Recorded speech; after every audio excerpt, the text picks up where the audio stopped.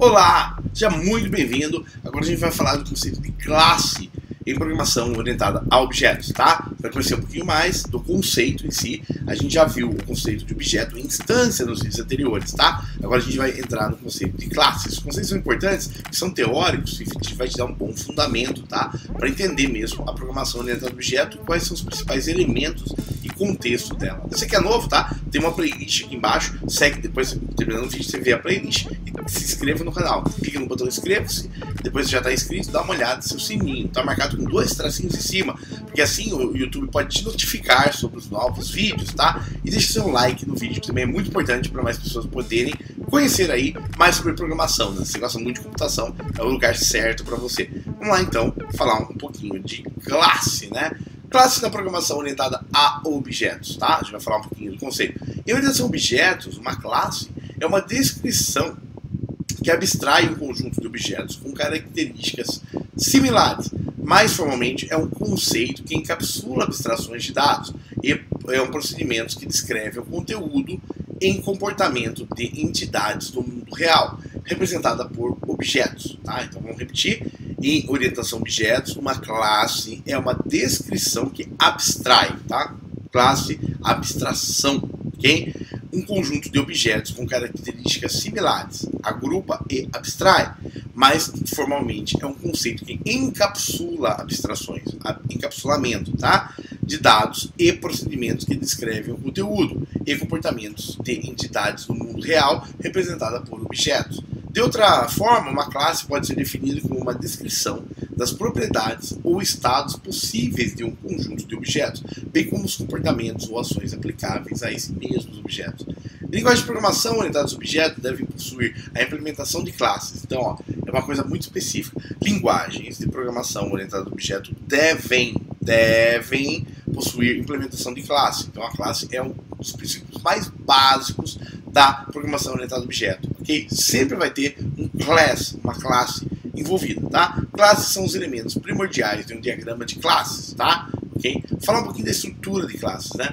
Uma classe comumente definida no estado e comportamento de objeto, implementando atributos e métodos, tá? Atributos de uma classe são valores, tá? Que ela vai conter, são as variáveis, e métodos é uma interface, é uma forma de você alterar esse estado desses valores, tá? Ou passar, entrar e sair informações da classe. Os atributos, por suas vezes, referidos como campos ou membros de dados ou propriedades, indicam as possíveis informações armazenadas por um objeto ou uma classe, representando o estado de cada objeto.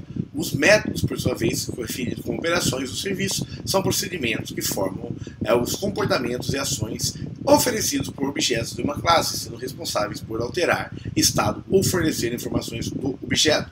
Outros elementos associados a uma classe são o construtor e o destrutor, os métodos especiais que definem o comportamento do objeto de uma classe no momento de sua criação ou destruição. Em algumas linguagens como C++, o método destrutor é utilizado para liberar recursos do sistema, memória. Já em outras casas como Java e o C#, isso é realizado de modo automático pelo Garbage Collection, ou coletor de lixo, tá?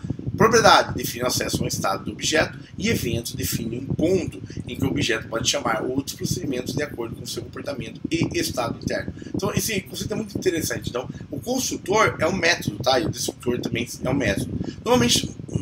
Normalmente você usa o construtor para instanciar uma classe, tá? A gente vai encapsulamento, né? No paradigma de orientação a objetos é possível encapsular o estado de um objeto. Em termos práticos, isso realiza limitando o acesso a atributos de uma classe exclusivamente através dos seus métodos. Para isso, linguagens orientadas a objetos oferecem limitadores para acesso para cada membro de uma classe.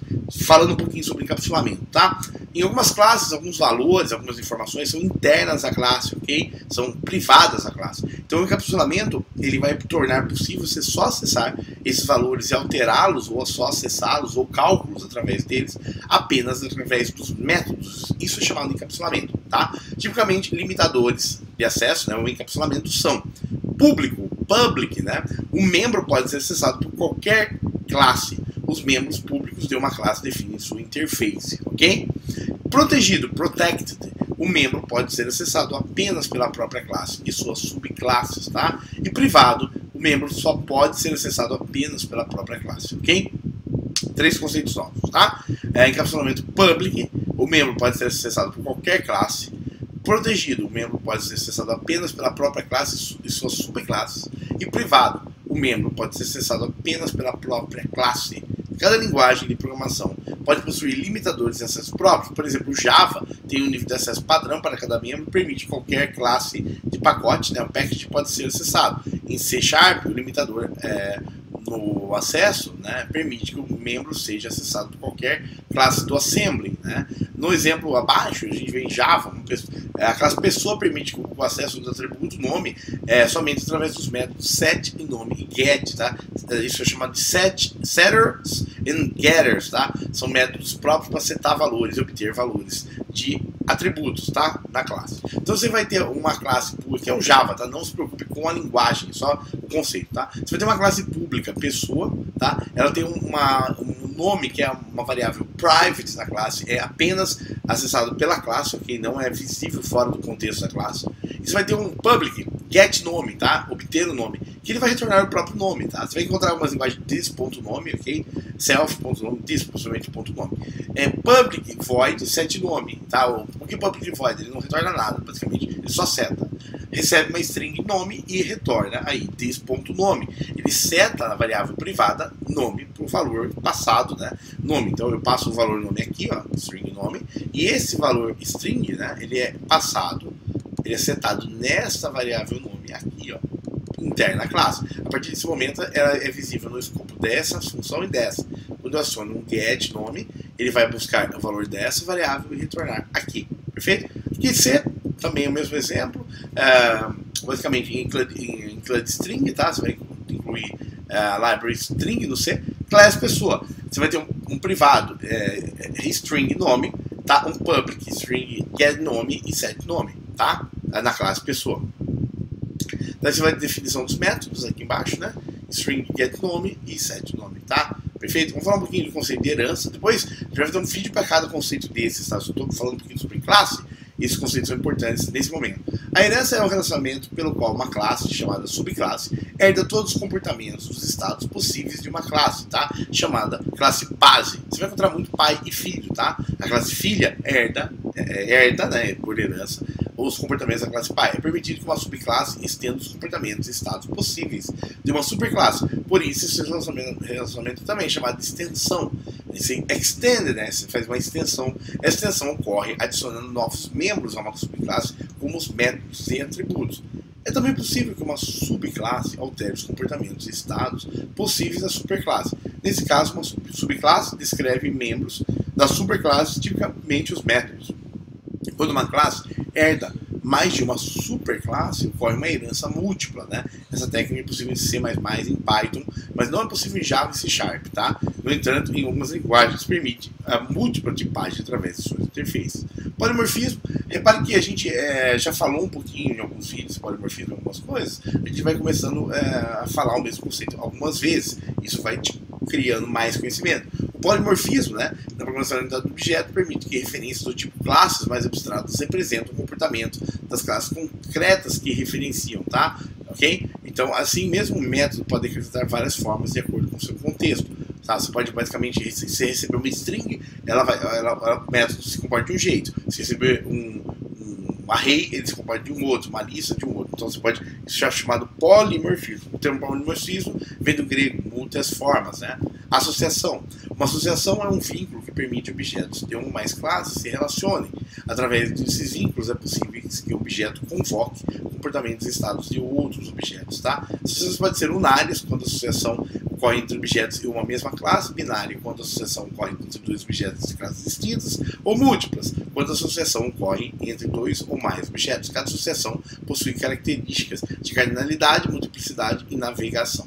Agregação. Tipo de relacionamento com característica tudo parte, onde existe um grau de acoplamento entre as partes menos intensos, podendo haver um grau de independência entre eles. Composição é um tipo de relacionamento com característica todo parte, onde existe um alto grau de coesão entre o todo e as partes. Um exemplo de composição é: uma mão é composta de dedos, os dedos compõem a mão, ok? Muito mais forte a relação. Não há lógica em existir um dedo sem a mão, porém pode-se ter uma mão sem um ou mais dedos, tá?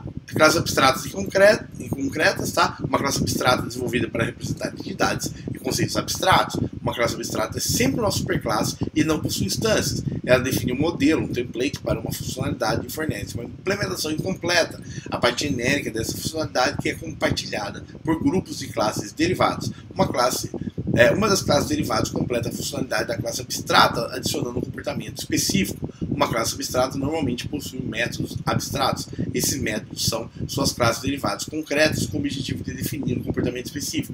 O método abstrato define apenas uma assinatura do método, portanto, não contém código.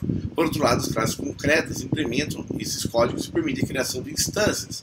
Uma classe concreta não possui métodos abstratos, geralmente usados no contexto. Essas são derivadas de uma classe abstrata, tá? Então vimos bastante coisa sobre classe nesse vídeo, tá? A gente só vai relembrar o conceito de classe para vocês. Depois no próximo vídeo a gente já entra com abstração, que é um outro conceito importante na programação orientada a objetos. Então, uma classe em programação orientada a objeto é uma descrição que abstrai um conjunto de objetos com características similares, tá? Toda classe você vai ter as propriedades, os valores da classe, tá? E vai ter os métodos para setar esses valores que a classe tem, tá? Então, uma classe ela tem um encapsulamento que você protege os dados internos da classe privados do mundo exterior, tá? Tem polimorfismo, tem herança, todos esses conceitos a gente deu uma passadinha. No próximo a gente entra em abstração, depois vai ter um vídeo só sobre polimorfismo, só sobre herança, só sobre outros métodos, tudo isso de classe. Até o próximo vídeo, tá? Então fique ligado aí. Se é novo no canal, seja muito bem-vindo, tá? Aqui embaixo tem uma playlist, se é novo, clica no botão inscreva-se, dá uma olhada no seu sininho, tá marcado com 2 tracinhos para você receber os novos vídeos, deixe seu like. Tem uma playlist aqui embaixo, tem os vídeos anteriores e posteriores. É um curso de orientação a objeto, a ideia é passar todos os conceitos fundamentais para você. Até o próximo vídeo. Tchau!